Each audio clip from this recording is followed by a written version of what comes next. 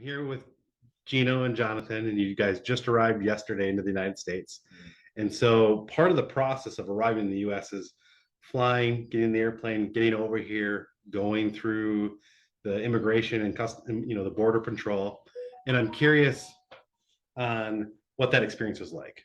Have you both flown in a plane No, before? me, it was my first time.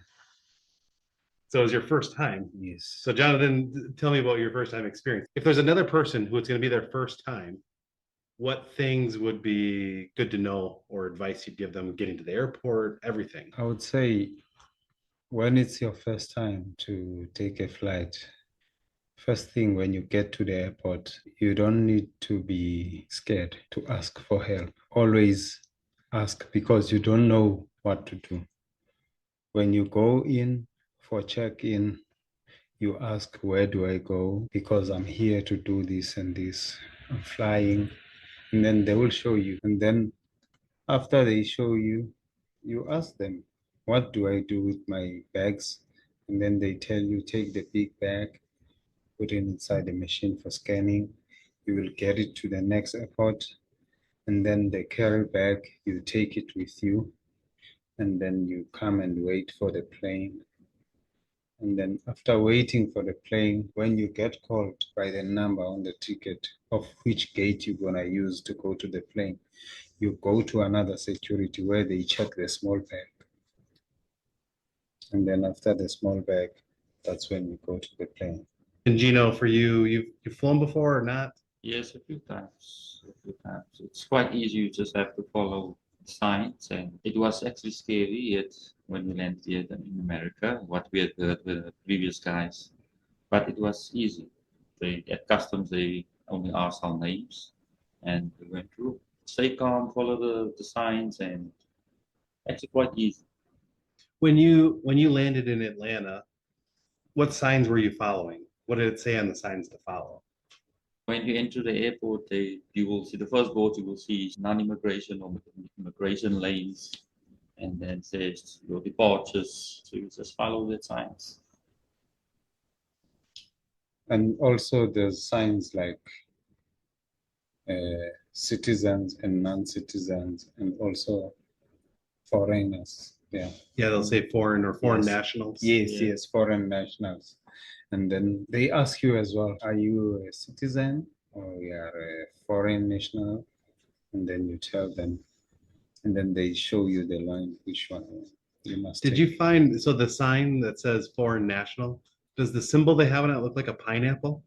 I don't know what it is. You know what it is? Like when people see the sign, they're gonna go, oh, that's the weird pineapple sign Chad was talking about. Because I don't know what it's supposed to be.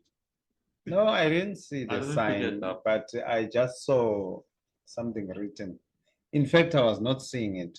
I just asked the lady because I saw three lines. So I asked which one to take, and then she said, "Are you a foreigner?" I said yes, and then she said, "No, you go to the foreign national line." That's when I went. When you got off in Atlanta, you have to pick up your own bags and then put them back to another security spot, right? Yeah. So talk about that process just to make sure people understand what's going to happen. How did you know where to go to get your bag? How did you know where to drop it off? When you enter the border gates, they will tell you all immigrants or everybody that's what's on the plane. You have to get your bags. Your bags will go through a scanner. Once you go through customs, you pick up your bags and you put it in like a rolling belt. From that belt, it will transfer to the next flight. Because you were on a connecting flight. Yeah. When you land in Atlanta, they'll say, is Atlanta your final destination? No. In our cases, it's not. So you're Yeah. always a connecting flight. Let's back up because the baggage is after customs. So you had your entire packet of immigration documents. Yeah. You stood in line to get to the customs officer. Yeah. Did they talk to you right at the desk? Did they pull you into a room? What They did they thought do? they thought me and Wilma was Mexican, so they pull us to Oh, to a glass room with all these Mexicans in there, and then the other lady said, "No, they're not Mexican. They must come out of there." So the guy just called us Gino, Wilma, and then said, "Okay, you will to go through." Jonathan was after us, but he goes first through customs. Yeah. okay. Yeah. So you went and they literally only asked what's your names and that's it. They Yeah. looked at your paperwork and just let you through. Yeah. I think they asked Jonathan more questions. No, I was so surprised because he just mentioned my names. Okay. So I was like, how does he know me? And he was mentioning the Zulu name. I didn't expect a white guy to know how to pronounce a Zulu name Yeah. because he just went like, Kwanele Matanzini. And then I was shocked. And then he said, do you have papers? I said, what papers? And then he said, papers. I said, you mean the sealed envelope? And then he said, yes. After giving him the sealed envelope, he said, just go. It was that It's easy. easy. Yes, Very it was easy. And then I went around. But you didn't ask him how he knew how to pronounce your name? I was scared. I was scared. Hey, white guy, how did you know how to pronounce my Because name he can correctly? pronounce it nicely, like Kwanele Matanzima. I know white guys, they can't pronounce my name. Oh. But that one just went like Kwanele Matanzima. I was so shocked. Yeah. And then he said, give me the papers. I gave him. And then he said, go around. And then when I went around, that's where they check the small bag. And then they say, take everything from your pockets and put in a small tray. It goes through the scanner, and then you must take off your shoes as well. Oh yeah, And for the walk. security part. Yes. Yeah. Yeah, it's different than in the Yeah. States. Yeah, if you have a metal belt, they'll have you take off your belt. Yeah. If you have a jacket Or maybe on, boots, but Yes, still- also the take your jacket, jacket you take off. it off. Yes. take off your boots and shoes. And the hat. Yeah, and the hat, and they'll put you back through the metal Yes. detector. Yes. Yeah. Was it difficult? Because Atlanta is a very big airport. Yeah, it is. Was it difficult to find your next gate? Not really. The people was really nice on arrival. They guide us through everything. So we went through the border gates, and then from there we have to take a lift. Took a train first. First the lift, and then the train to Yes. section D, Wait, what's a lift? the elevator. Oh, okay. Yeah. All right. Yeah. Elevator. Yeah, that makes sense. And then there is a train in Atlanta. Yes. And you'll be looking for whatever gate you are. Yeah. Because what terminal letter did you arrive in? Was it E?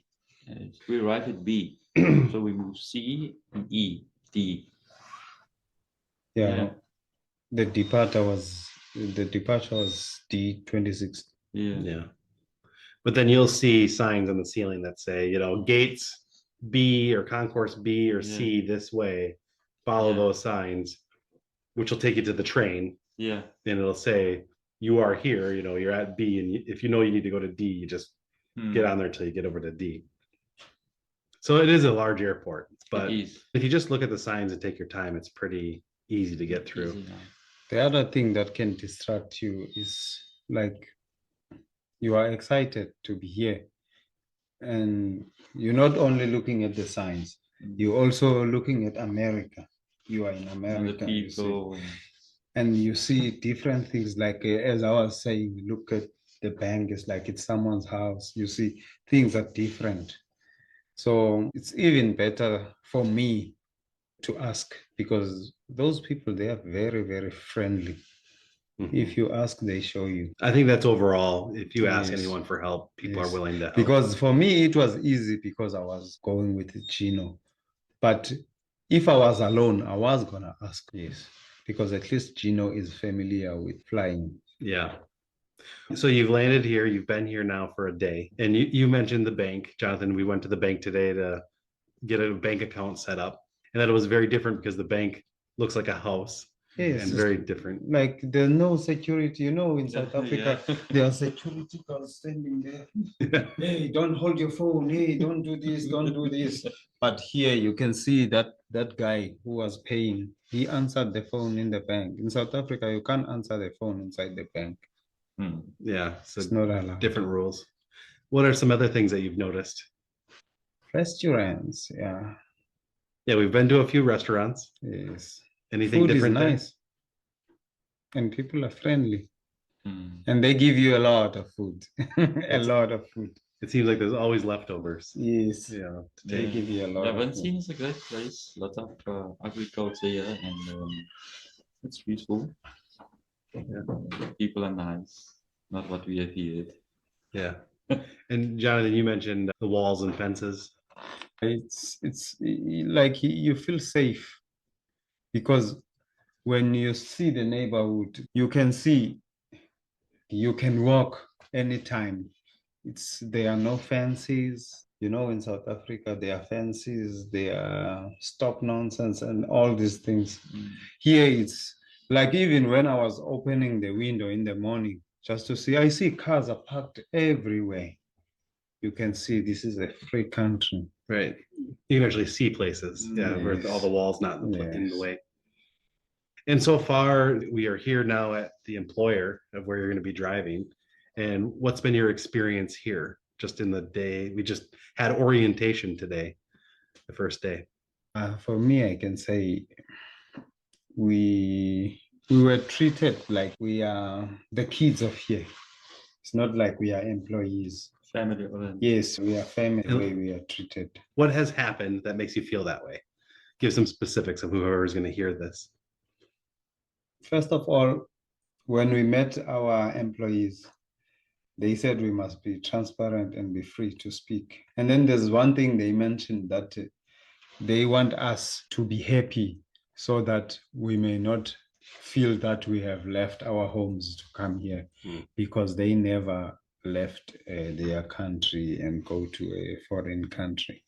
So from that mentioning of words, we just became free. And then the things that are happening, we got new cell phones. We have money already in the accounts. Yeah. We have dollars. Yeah, you already have dollars. Yeah. Yes, we have dollars in one day. Yeah. Do you know what does anything stand out for you? Hospitality, the way they accept us, and open policy. Just talk if you want to say, if you ask something or anything. That is for me, respect, and it is big for me. I'm not from here, new resident, so I would have maybe treat them the same when they come to my place or my country. But so far so good. I'm happy. Now, I know it's going to be different depending on where people are going to land. So this is an employer in Indiana. Some people will be going to Ohio, Michigan, Wisconsin, Oklahoma. There's a bunch of places people might go. Talk about the housing and what you've experienced with that.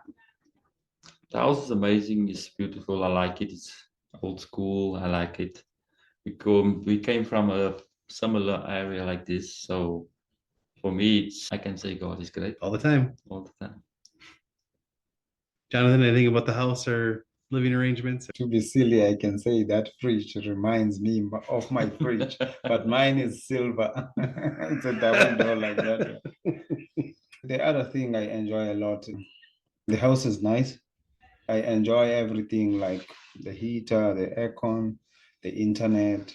It's very, very, like, how can I put it? It's you'll be struggling to go to a country whereby you can't even have contacts with your family. Like me, I left my family at home, but yesterday I had a video call with my kids and everything, and they were happy just because I have internet. And I know it's not like I'm using a data where it's gonna finish. I'm just using an internet that is in the house. So anytime they have data, we do video calls, we talk. Yeah. It's very nice. Yeah, you don't have to worry about data limits for internet. No. Even the phone yesterday, I started updating. Yes. Yes. And what have you experienced with the load shedding in the United States? No load shedding. Yeah, there's no load shedding. No load shedding at all. Don't have to worry about that. Best way don't know what load shedding is. Best way is the past. Yeah. It's not even a word that we have in the United States. Yes. Load shedding. No. I even asked them. They didn't know it. Yeah. Because we know load shedding. We even have a schedule on the phone. At this time, electricity will be gone, and then it will come back at this time.